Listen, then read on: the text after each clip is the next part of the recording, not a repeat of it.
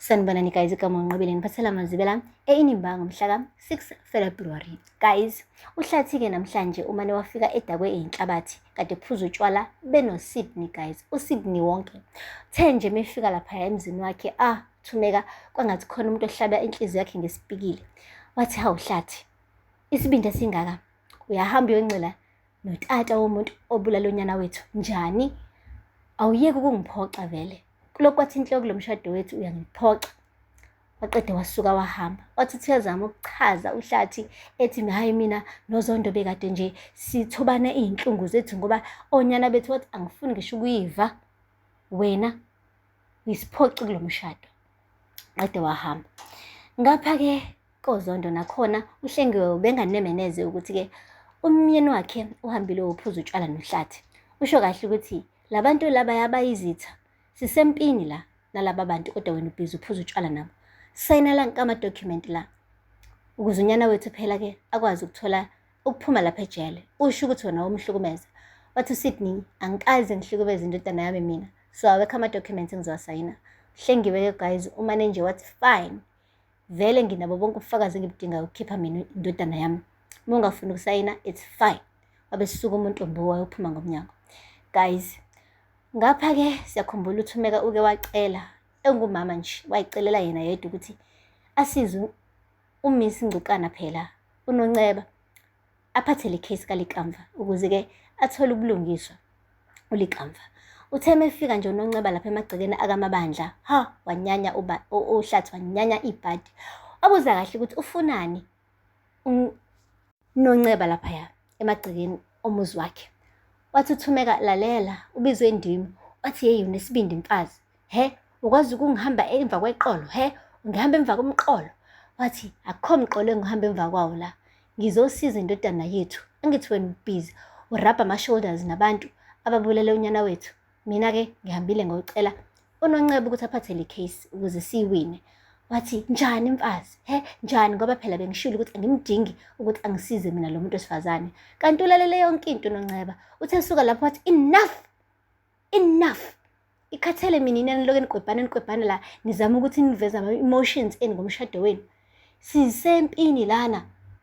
Mina ngifuna ukuzolwela unyana wenu. Kodwa nibhizi nina nilwa nodwa. Niyazi ukuthi mina ubusuku bonke ngilalanga bengibhizi ngithola i-information engasiqumbe phansi ulwandle for good. Mina ngifuna ukumgqiba ulwandle Zondo. Kodwa nina nibhizi niloke naqwebhana la eduze kwami. Nichamela amandla ami nomsebenzi omonzima. Lelelani la. Wena Hlathi ngiyazi ukuthi umfuna ubhuti wami. Kodwa lento ayihlangene naye. Ayihlangene nawe futhi uqobo lwakho. Imayelana noLikamva. Andivu bandithini kwena. So kumele ukhethe bhuti. It's either uyaqhubeka nale pride yakho ebolile noma sithola justice for unyana wakho. Choose. Hayi wabona ke guys uHlathi ukuthi no man. Hayi inkani yakhe ayizumsiza manje. Akasale seyibeka eceleni yonke imizwa yakhe ayibeka eceleni afocus ekutheni uLikamva athole ijustice emfanele. Guys, namhlanje ke bekusuku lwayo itrial. Kanti ke umndeni wakamabandla, umndeni ke wako Zondo noZoleka ke benoLazarus bahambile nabo ke ukuya kuleyo trial.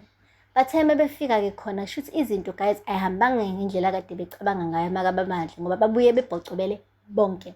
Uze wabuza uNtsika ukuthi hayibo ngikwenzela itiye sisi wamane wathi uthumeka cha. Wahamba kancane okonyawo lonwabu wayekamereni lakhe. Theme evala isicapha wahluleka ngisho ukungena embedeni wancika ngodonga Ntombo. Kubonakala ukuthi wonke amathambo omzimba wakhe guys avithikile ngoba phela uyabona ukuthi uhlulekile ukuthi ke alwele indodana yakhe igcine iphilile. Manje siphinde uyahluleka ngokuthi ke athole nje ubulungiswa ukuthi umuntu oyibulele avaleleke ejele. Akupheli ke lapho.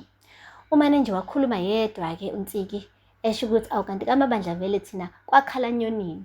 Yonke into esizamayo ayiphumeleli vele kwenze njani ngoba phela ngithi ulwandle uzikhulumele yena iqiniso ngomlomo wakhe waconfessa. Manje kungani enkantolo kugcine sekulahlwa thina sekuthiwa icala ke guys lasilahla hayi ulwandle uyena ke omsulwa. Kwenzeke kanjani? Kuthe nje kusanjalo sabalisa kanjalo uNtsiki kwaqhuma isililo lapha ekamereni. Sizwe sekuthi bekhala uthumeka ke guys lapho ke Ubonakala ukuthi ugele imande ethola amandla ukuthi abhodle, akhiphe lesi sililo esikade sivaleleke la ngaphakathi esifubeni sakhe, ukuthi ngampela yena uyokuthola nini ukujabula loya muntu wesifazane, hayi namangazi. Cause nje kungekudala bekade eshada uhlathi, indumezulu yomshado, kodwa nje soon after that, hayi ziyamnetha guys, ziyamnetha left, right and center.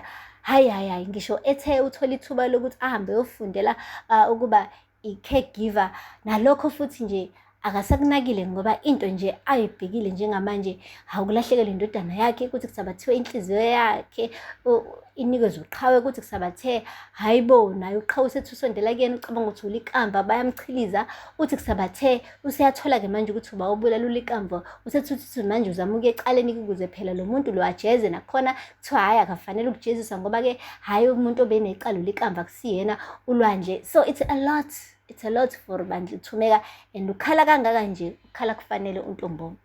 Akupheli-ke lapho, uhlathi-ke ubonakale engumuntu nje othukuthele, kodwa hayi ubengakhali, ubengakhombisi ngisho nanokuthi-ke lento le imzwisa ubuhlungu kakhulu. Kanti-ke uThumeka uke washo kuhlathi ukuthi wena uyajabula ukuthi ulikamva ubulewe ngoba kusinde indodakazi yakho uqhawe ngokufa kalikamva, ngokuthi nje inhliziyo kaqhawe isi-right manje, usenenhliziyo kalikamva, wena uhappy. And I'm sure njengoba kade uyophuza utshwala naye uSidney kade uyombonga ukuthi hhayi impela indodana yakhe uLwandle yenza umsebenzi omuhle ngokuthi ishayise-ke ulikamva ngoba manje usuku nendodakazi engaguli. Lawo mazwi guys, hhayi nanokuthi ahlale kabuhlungu kuhlathi, amane amenza wandikindiki guys. Manje asazi noma njengoba nje uLwandle luwinile icala, sekuvuka nalamazwi akhulunywa uThumeka, usebonakala nje njengobaba o-useless ngale ndlela emangalisayo.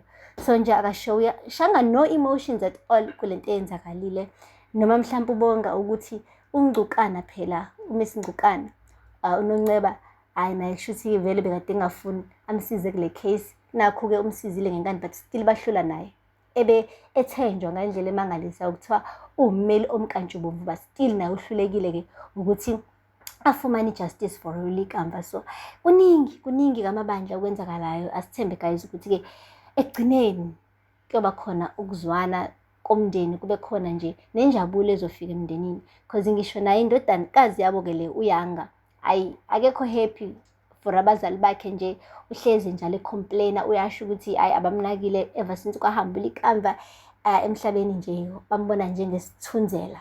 So nje loya mndeni guys, hayibo ziyakhala, kodwa-ke wekushiwo ukuthiwa mase sekuzokhanya kumane kube mnyama kakhulu, mhlawumbe kukhulu okuzayo okuhle okusendleleni okuzobenza ukuthi bazizwe bewumndeni bejabulile futhi. Aphela lapho-ke guys amazwibela namhlanje, ungakhohlwa subscribe and like and comment. Until next time, bye. Sanibonani guys, igama uNqobile, ngiphathela amazwibela